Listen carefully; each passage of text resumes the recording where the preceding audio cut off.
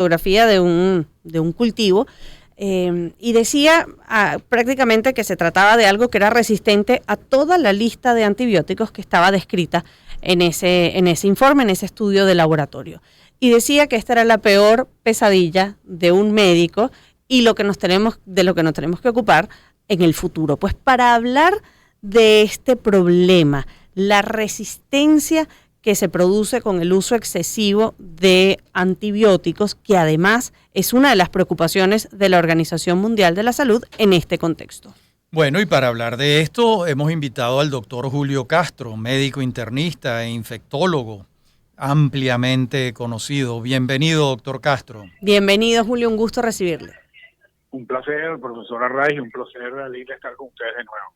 Muchas gracias. Bueno, ¿y cómo es esto? Sí, realmente una de las secuelas del COVID es esa que señalaba Lila. Fíjate, hay que poner un poco el tema de la resistencia bacteriana en perspectiva. Y la resistencia bacteriana es una resultante de múltiples vectores o múltiples condiciones que llevan a la resistencia bacteriana. Por una parte, como nombró Lila, el efecto del uso de los antibióticos es uno de ellos. Vamos a explicar un poquito más adelante cómo se come eso.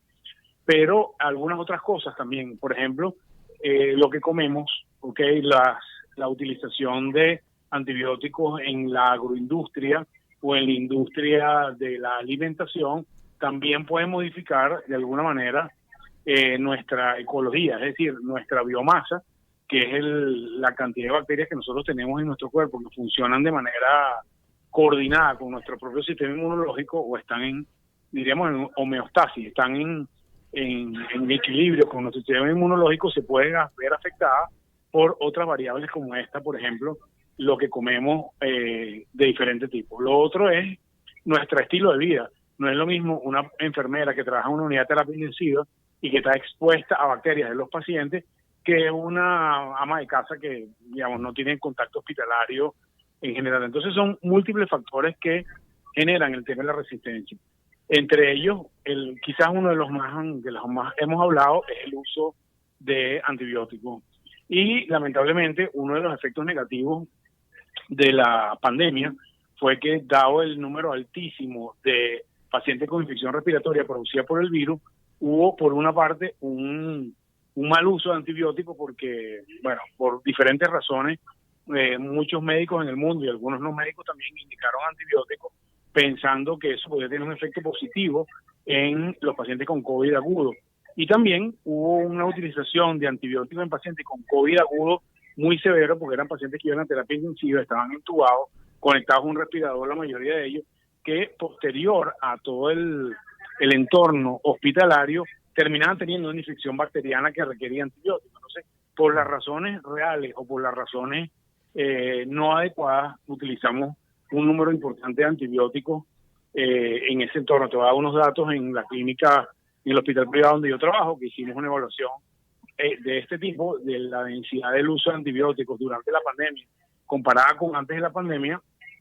Si lo comparamos exactamente con un número de pacientes equiparable, porque obviamente durante la pandemia vimos unos pacientes y usamos casi 2.5 veces más antibióticos durante la pandemia que antes de eso, haciendo comparaciones lógicas.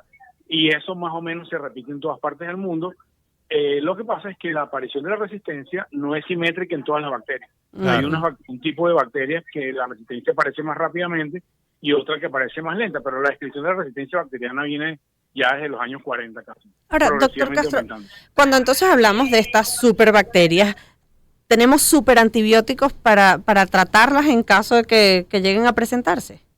La respuesta es clara, no. Si bien, así como viene aumentando progresivamente la resistencia bacteriana, como les dije, por diferentes factores, lamentablemente la producción de antibióticos modernos que traten esta bacteria multiresistente no viene aumentando en la misma proporción por diferentes razones. La primera de ellas es por razones de orden económico. Hoy en día la industria farmacéutica, entre otras cosas por razones de rentabilidad, prefiere invertir y desarrollar moléculas que van a utilizarse crónicamente, por ejemplo, para la diabetes, para el cáncer, para la depresión, para la enfermedad de Parkinson, que el paciente va a usar toda su vida y no generan resistencia, que un antibiótico que por este mismo mecanismo de la resistencia a lo mejor dura 5 o 10 años en el mercado porque las bacterias se hacen resistentes a él. Eso ha hecho que las nuevas generaciones de antibióticos son muchísimo más escasas que hace 20 o 30 años, y cuando tú sumas el aumento de la resistencia con la baja inversión en nuevos antibióticos, bueno, tenemos un gran problema que se ha hecho eco la Organización Mundial de la Salud. Bueno, doctor Castro, Y, muy clara. y antes de despedir, entonces, ¿qué cosas sí podemos hacer? Porque habla de estos múltiples factores y no todos dependen de nosotros.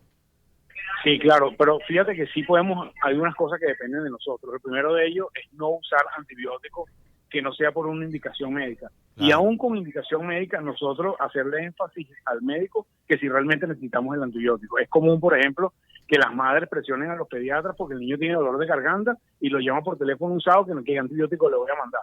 Sí. El 80% de las veces no necesita un antibiótico, eso es una enfermedad viral que se cura sola. Lo mismo, por ejemplo, la presencia de diarreas y algunas otras infecciones. Entonces, el uso racional de antibióticos, tanto en la población general como en los médicos también, es un elemento central en este tema del combate a la resistencia bacteriana, porque sin duda, uno de los próximos grandes problemas de la humanidad va a ser este problema, y lo tenemos, digamos, en el horizonte relativamente cercano. Bueno, muchísimas gracias. Doctor Julio Castro, médico internista, infectólogo, y esta idea de que para cualquier cosa se manda un antibiótico, pues eso hay que salirle al paso. Solo por alguna razón hace falta un récipe, y es porque son medicamentos que deben ser indicados por un médico y no por un vecino o una amiga. Bueno, y esta tarde le damos la bienvenida al programa a una ilusionista venezolana.